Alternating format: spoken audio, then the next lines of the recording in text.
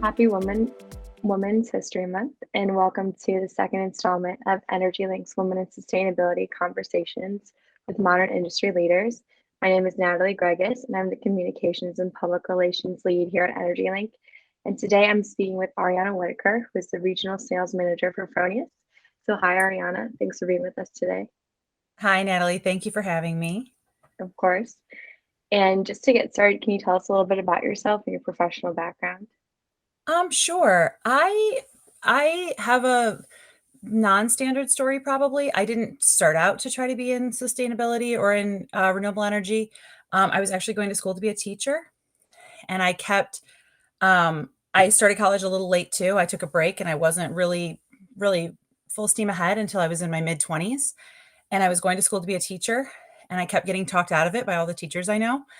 And so I took a break and decided to take a year or two and figure out for sure what I wanted to do, and ended up getting a really entry level job at Fronius in the HR department, and kind of stumbled into solar and realized that I really enjoyed it and that I had kind of a passion for it.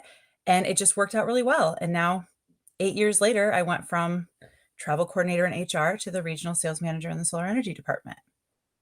Yeah, that's awesome. I kind of had a similar experience. Like I didn't plan on kind of being in the sustainability realm, but it just kind of stumbled into it and I really like it. Hmm. So it's crazy how that happens. But I know from personal experience, this industry is kind of male dominated.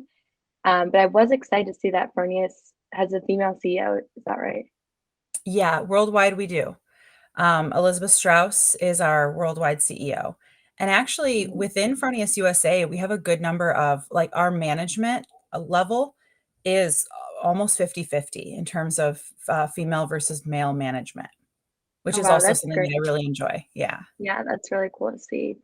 So what is your experience on like as a female in this industry, and what are your thoughts on representation in the industry? Um, well, I guess I'll start with my experience. It's been overall really good. It is a little strange because being in solar and sometimes going to some of the events or hosting trainings or going into meetings, it's one of the only places in my life that I still will look around and realize I'm the only woman in a room, semi regularly. Right. Obviously, larger events, not the case. I feel like we see more women every year, and that's exciting. Hmm. But really regularly, I'll go to trainings or networking evenings or whatever. And if I'm not the only woman, I'm close to it. And that's kind of the only place in my life that that still happens. So it's always sort of a strange moment to look around and realize that I'm the only one. Um, but in general, I've had a really good experience. I think the industry overall is pretty welcoming to women. I think there's a lot of space for them. And I would like I said, every year we see more, and I like that. I'm looking forward to seeing more and more as the time goes on. Um, and then mainly because I think that, your experiences and your life kind of informs your passions and your worldview and your knowledge base. And I think a diversity of experiences is important anywhere. Right. And it's definitely a little lacking in solar for women. And I think it's important to get that extra voice in the room for, a variety of reasons. But, Hmm. I Yeah, think I I do think totally it is agree. important. And I think there's efforts being made, and I'm looking forward to seeing them succeed. Yes, definitely. And has there been anyone that you kind of looked up to within the industry or throughout your career? Um, I mean, yes, a handful of people. Probably one of the first that come to mind is another sales manager at Fronius, Sarah Sinderman. She started a year or so. She's been in solar much longer. She's got a much longer history in solar. Um, and she started at Fronius about a year or so before I did. So when I was fresh to the solar division, she had been there, a year or so, but was still relatively new. And I'm always in awe of her. She's so knowledgeable. She's so welcoming. She's just a rock star all around. And every time I think I've discovered the last cool thing she can do, she comes up with some other cool thing that she can do. So definitely Sarah. I mean, honestly, there are a handful of women that I really look forward to seeing at trade shows and events, that I admire their technical knowledge or their, kind of their willingness to stick through and see things through, and just people that have a lot of women that have a different skill set than me. I find it Hmm. very admirable when I run into somebody that I just think, wish I could do that, you know? Yeah, yeah. Um, But I yeah, think it is very encouraging to work with other women that have kind of like been through what you're doing and have done it before you and have it succeeded. So I think that that's really cool to see in this industry. yeah.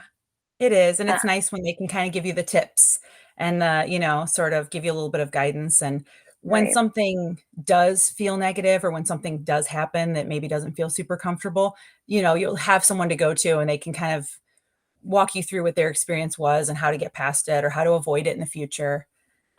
It's just right. always good to feel like there's somebody in your corner. Yeah, exactly, exactly. Um, and do you have any advice that you would offer to future female sustainability professionals? Um, I think my advice would probably be to try it and to see it through. A lot of times, because it's so male dominated, it can be a little intimidating and you can feel a little bit like an imposter, like you shouldn't be in the room. And I think it's Mhm. important to always remind yourself you should be in the room. That it's like Right, not only okay for you to be in the room, but it's important for you to be in the room. And, to not allow feeling like, you're not technical enough or you don't have enough of a background. Most of these people didn't at the beginning either. And so just to stick it out, to give it a try and to stick it out. yeah, I think that's great advice. Do you want to talk a little bit more about your experience kind of getting into the sustainability field, like transitioning from wanting to be a teacher and then Mhm. working for Fronius? Yeah. So I had wanted to be a teacher and I kept getting talked out of it. So I was going back and forth. I kept changing my major between business and education. But I wasn't feeling very much of a pull towards a business degree. It wasn't didn't feel exciting to me. It just felt like the thing that I should do. Hmm. So finally I had settled on, okay, I'm just going to take a break. I'm going to take a year or two. And at this point, I'm already in my mid to late 20s. What's another year or two? And I'm going to figure out what I'd like to do. And so I did that. And I was looking for a full-time job that might even sort of lead me into something I was interested in. Like I was looking at a Hmm. lot of nonprofits. I was trying to find something that might give me a little bit of experience and help inform that choice later. Hmm. Um, but funnily enough, that wasn't really the kind of interview that, at least for me with Fronius, when I came upon the job listing, the way that it had been, like pulled over to the job site that I was looking at, it hadn't copied and pasted fully, and so it looked like it was like an administrative assistant at a welding shop, because we also have the welding Okay. division, Yeah. and so I just sort of threw it on the list as well, I might as well. It looked whatever, it looked interesting, and then I got to the interview and was blown away by the facility and that they had solar and welding and battery charging, and it was very multicultural. We have people from all over the world that work there, and, I was immediately, like, just absolutely like, my heart stopped. I was like, "Oh, I wish I'd prepared for this more." This was more of like an extra. Yeah. But it was fine. Pulled it together. It went really well. Went back for the next one, and took the job in the HR department, which also was really great because I got to see the our welding division, the way that they work and meet a lot of those people, and also our solar energy Hmm. division, the way that they work and get to meet a lot of that team. And honestly, they're both great. I was really more pulled towards solar because I love the sustainability and the renewable energy aspect. Hmm. Um, but our welding team is truly second to none, and they also do a lot of really good work. They have a women who weld program. So I had some interest, kind of both ways, but my heart was more in solar. And so when Hmm. they were hiring in a inside sales support position, I went ahead and applied and took that job. And then I don't even know exactly how I came to manage our FSP, Fronius Solutions Partner Program. I think I just sort of started doing it and then no one stopped me. Um, I mean, I definitely was given the administration portion of it, but I just sort of Mhm. kept pushing until pretty soon I was essentially in charge of it. So that was kind of my next role. They were like, "Hey, you're doing this, so we're just going to let you do it."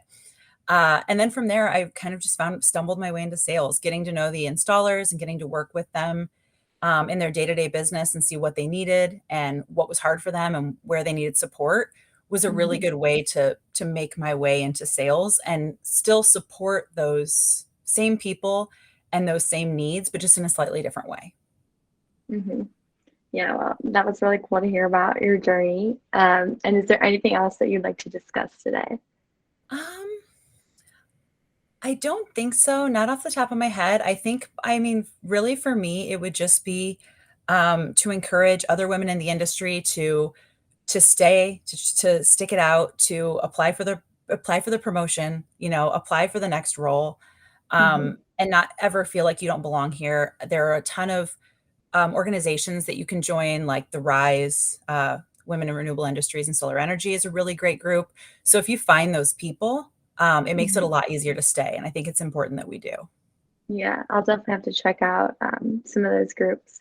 But thank you so much for your time today. I really enjoyed speaking with you, and everyone make sure to check out our weekly Women in Sustainability conversations this month. Thank you so much for having me. Thank you.